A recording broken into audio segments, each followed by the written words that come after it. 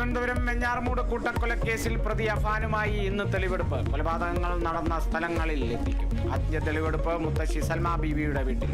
പ്രദേശത്ത് വൻ സുരക്ഷ.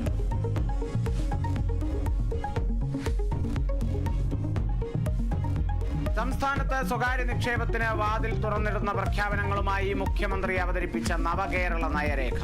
ഉന്നത വിദ്യാഭ്യാസ രംഗത്ത് കൂടുതൽ സ്വകാര്യ നിക്ഷേപത്തിന് പച്ചക്കൊടി. വിദ്യാർത്ഥികളുടെ വിദേശ ഒഴുക്ക് തടയാൻ നടപടി. വ്യാവസായിക ക്ലസ്റ്റർ രൂപീകരിക്കും. സിൽവർ ലൈൻ യാഥാർത്ഥ്യമാക്കുമെന്നും പ്രഖ്യാപനം.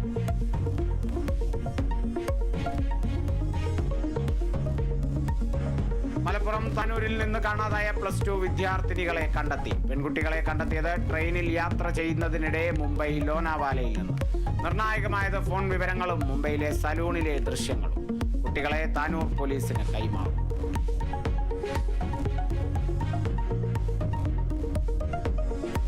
ക്രിസ്മസ് പരീക്ഷാ ചോദ്യപേപ്പർ ചോർച്ചാ കേസിൽ മുഖ്യപ്രതി മുഹമ്മദ് ഷുഹൈബിനെ ഇന്ന് കോടതിയിൽ ഹാജരാക്കുക. താമരശ്ശേരി കോടതിയിൽ ഷുഹൈബിനെ കസ്റ്റഡിയിൽ ആവശ്യപ്പെടാൻ പോലീസ്.